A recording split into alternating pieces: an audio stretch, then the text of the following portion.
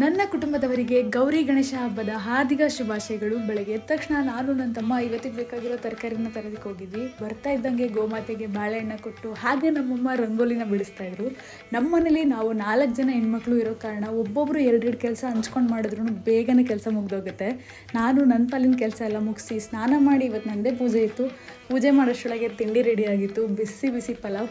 ಫ್ರಾಂಕಾಗಿ ಹೇಳ್ತೀನಿ, ಈ ಪಲಾವಲ್ಲಿ ಉಪ್ಪಿರಲಿಲ್ಲ. ತಿಂಡಿ ಮಾಡೋಷ್ಟರೊಳಗೆ ಕೆಳಗೆ ಪಾರ್ಸೆಲ್ ಬಂದಿತ್ತು. ನನ್ನ ತಂಗಿ ಹಬ್ಬಕ್ಕೆ ಅಂತ ಬಟ್ಟೆ ಬುಕ್ ಮಾಡಿದ್ಲು. ಈ ಸರಿ ನಾನೇ ಅಮ್ಮನಿಗೂ ತಮ್ಮಂಗೂ ತಂಗಿಗೂ ಎಲ್ರಿಗೂ ಬಟ್ಟೆನ ಕೊಡಿಸಿದ್ದೆ. ನಾನು ನನ್ನ ತಮ್ಮ ದೇವಸ್ಥಾನಕ್ಕೆ ಹೋಗಿದ್ವಿ. ತುಂಬಾನೇ ರಶ್ ಇತ್ತು ಗಣಪತಿ ದೇವಸ್ಥಾನ. ಬರ್ತಾ ಪ್ರಸಾದ ತಿಂದು ಹಾಗೆ ನಾನು ವಿಕ್ಕಿ ಅವ್ನ ಬಟ್ಟೆನ ಚೇಂಜ್ ಮಾಡೋದಕ್ಕೆ ಶಾಪ್ಗೆ ಹೋಗಿದ್ವಿ. ಅಲ್ಲಿದ್ದಾಗ ವಿಜಯವರಮ್ಮ ಕಾಲ್ ಮಾಡಿದ್ರು ಅಂತ ಮನೆಗೆ ಹೋಗಿದ್ದೆ. ಗೌರಿ ಹಬ್ಬದ ಸ್ಪೆಷಲ್ ಬಳೆ ಕೊಟ್ಟರು, ಹಾಗೆ ವಿಕ್ಕಿಯವರಮ್ಮನು ಕೊಟ್ಟಿದ್ರು. ಮನೆಗೆ ಬಂದಾಗ ಅಡುಗೆ ಎಲ್ಲ ರೆಡಿ ಮಾಡಿದ್ರು. ಪ್ರತಿ ವರ್ಷ ನಾವೇ ಗಣಪತಿ ಕೂರಿಸ್ತೀವಿ, ಈ ವರ್ಷ ಕೂರಿಸಿಲ್ಲ ಅಂತ ಬೇಜಾರಿತ್ತು. ಹಬ್ಬದ ಊಟನ ಮಾಡಿ ಸಂಜೆ ವಾಕ್ಗೆ ಹೋದೆ ಆಸ್ ಯೂಶಲ್. ವಾಕಿಂದ ಬಂದ ತಕ್ಷಣ ನಾನು ನನ್ನ ತಮ್ಮ ಸ್ವಲ್ಪ ಹೊತ್ತು ಶಟಲ್ನ ಆಡಿದ್ವಿ. ಈ ಕಡೆ ನನ್ನ ತಂಗಿ ಚುರುಮುರಿಗೋಸ್ಕರ ನಮ್ಮಮ್ಮನ ಪೀಡಿಸ್ತಾ ಇದ್ಲು.